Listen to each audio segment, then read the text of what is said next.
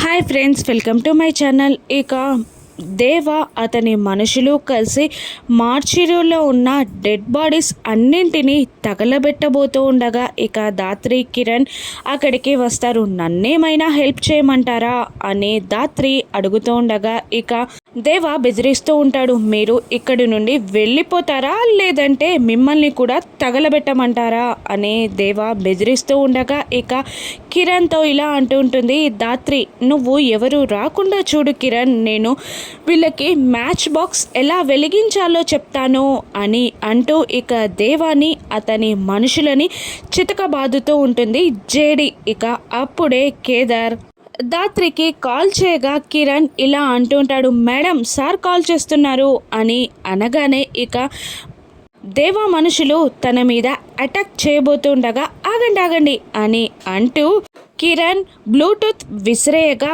ధాత్రి చెవుల్లో Bluetooth on చేసుకొని కేదార్తో మాట్లాడుతూ దేవా మనుషులని చితకబాదుతూ ఉంటుంది. ఇక కేదార్ ఇలా అడుగుతూ ఉంటాడు, ధాత్రి నాకు ఈ గుత్తి వంకాయ కర్రీ ఎలా చేయాలో అర్థం కావట్లేదు అని కేదార్ అడుగుతూ ఉండగా ఇక దేవా మనుషులని చితకబాదుతూనే ఇక ధాత్రి ఇలా సమాధానం చెప్తూ ఉంటుంది. ముందుగా స్టవ్ మీద ఒక ప్యాన్ పెట్టుకొని ముందుగా పల్లీలు, ధనియాలు, నువ్వులు వేసి కాస్త దూరగా వేగిన తర్వాత మిక్సర్ గ్రైండర్లో చింతపండు, ఉల్లిగడ్డ వేసి గ్రైండ్ చేసి వంకాయల్లో స్టఫ్ చేసి కర్రీ వేయడమేనండి అని కేదార్కి వంట ఎలా చేయాలో ఫోన్లో చెప్తూ దేవా మనుషులని చితకబాదుతూ ఉంటుంది ధాత్రి. మరోవైపు హాస్పిటల్లో ఉన్న డాక్టర్ త్రిపాఠి దగ్గరికి వచ్చి మేము రూమ్లోకి వెళ్ళాలి, బాడీని పోస్ట్ మార్టం చేయాలి అని అడుగుతుండగా